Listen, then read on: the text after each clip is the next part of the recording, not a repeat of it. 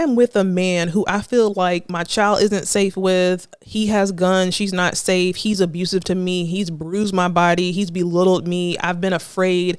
If all of those things are true, why the hell would I be trying to stay with him after he initiated a divorce? So sit back and relax. This show is, be honest, on a very low calorie, high protein diet. Be honest. Welcome to another episode of the That's Scary with Melanie P podcast. I am your girl, Melanie P, and we are here with another episode, y'all. Today we are talking about Jeannie Mai Jenkins and Jeezy and the evolution of their continuous battle and divorce that was playing out in the media, y'all. Listen, before we get started, make sure you hit that subscribe button. For all of my new Melamators, listen, I'm trying to find a name to call the That Scary family. Listen, if you have any thoughts about that, let me know. But I need to find a name to call the That Scary family. But anyway, if it's your first time, make sure you hit that subscribe button and make sure you like, comment, and share the video. And for all my returning family, welcome back for another episode, y'all. Jeannie Mai and Jeezy, Lord, you know, black men, y'all gonna learn one day that sometimes the grass is not greener on the other side. I don't need to go through in great detail of what's going on. I'm sure you all know Jeannie Mai and Jeezy are currently going through a divorce, and it's starting to look pretty bad. It's starting to look, well, not starting to look shit. It's been looking pretty bad. And I wanted to kind of join the conversation about Jeannie Mai and Jeezy. And this is a tall tale of, you know, they want you when they benefit from it, but as soon as they lose interest in the benefit, then they don't need you no more, you know? When I was looking into preparing for this episode, I literally just saw that Jeannie Mai's ex-husband was on some type of blog or media outlet talking about how she's not surprised at, or he's not surprised at how, you know, Jeannie is trying to make Jeezy look bad in the public eye because she's a manipulator and this is what she does. And he was literally coming out in the defense of Jeezy, and that really, really made me think. I said, you know, we should have paid more attention, and by we, I mean Jeezy should have paid more attention to a woman who he decided to marry that literally said on a public platform that, you know, dark meat is just for fun and nothing that you take seriously. Like that should, to me, that's all. Like I wouldn't have even taken this person out, wined and dined, and took her on a first date if she literally said that dark meat is just for fun. You know, and referring that to black men. I feel like we also should have paid attention to her comments. She's commented a lot in interviews about how she had a bad temper, how she has a really bad temper. And I think that because of how she shows up, her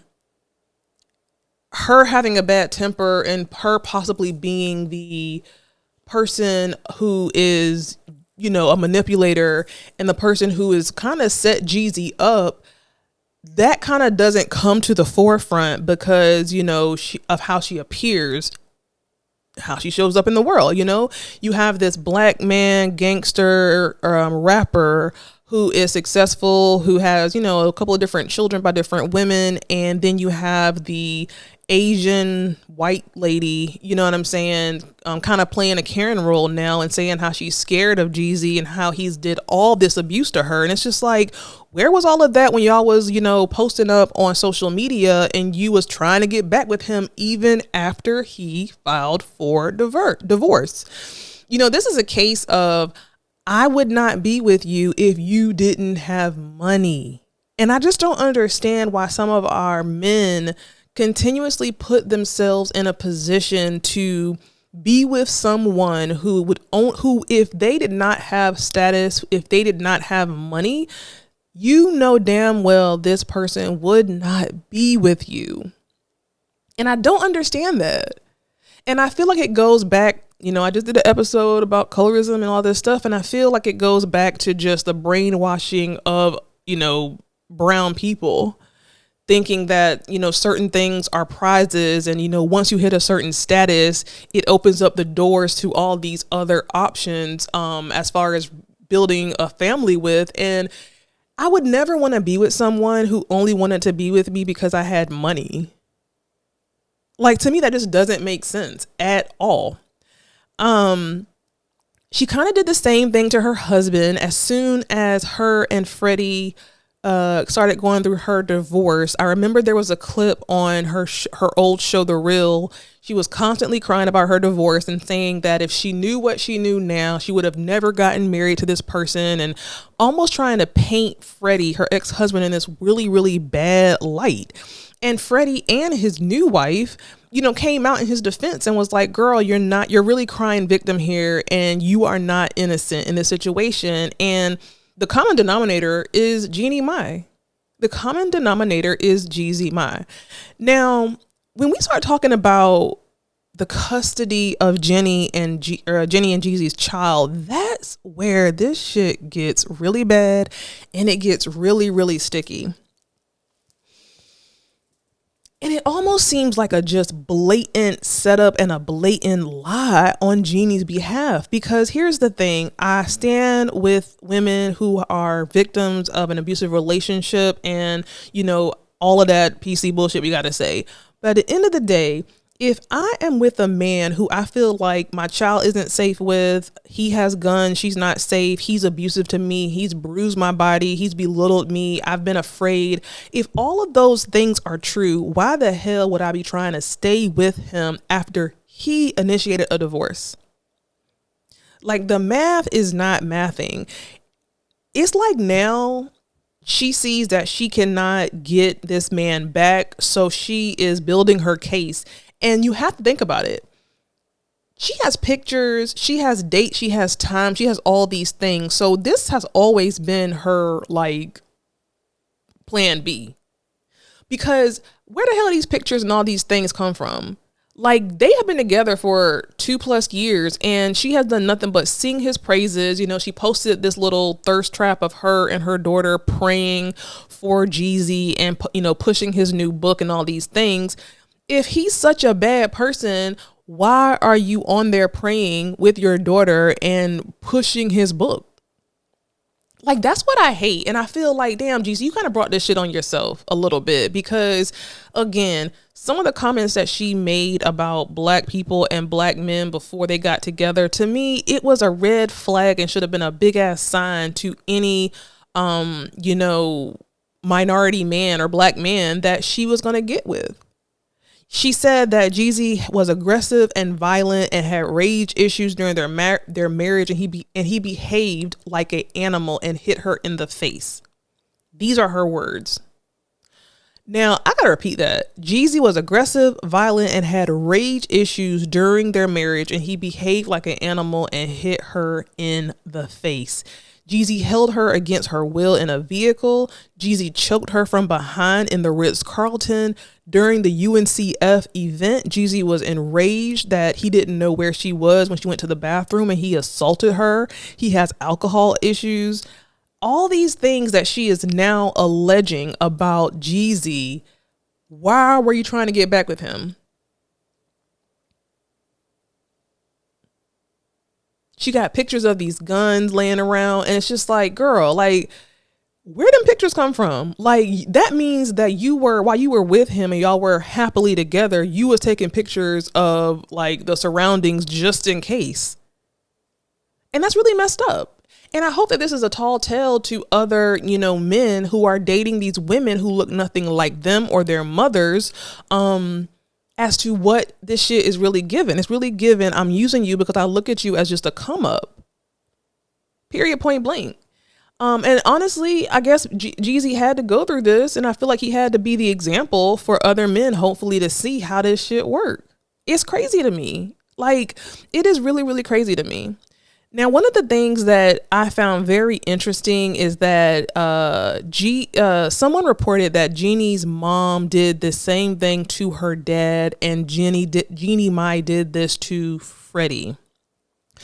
This is allegedly, I don't know this to be true 100%, but I wouldn't be surprised if it was. But when I was reading and preparing for the episode, I saw that it was said that Jeannie Mai's mom had a similar manipulative relationship with her father, and that the way Jeannie Mai was with Freddie was very much manipulative, and she had these anger issues, and now she's kind of doing the same thing to Jeezy. So there's a pattern here. And Jeannie Mai herself said that she really had a lot of anger issues herself. But now she's accusing she's accusing Jeezy of these things as well. She's really, really playing her Karen card. And listen, a Karen is not just a white woman. It's not to me specifically tied to a race. There's Karens on all damn spectrums, it looks like. And I think that unfortunately, she knows the power and the money that Jeezy comes with. So she's having to really just do whatever kind of damage she can to his name to make sure that she gets A, the money, and B, the child. And that's very unfortunate. It's very, very unfortunate.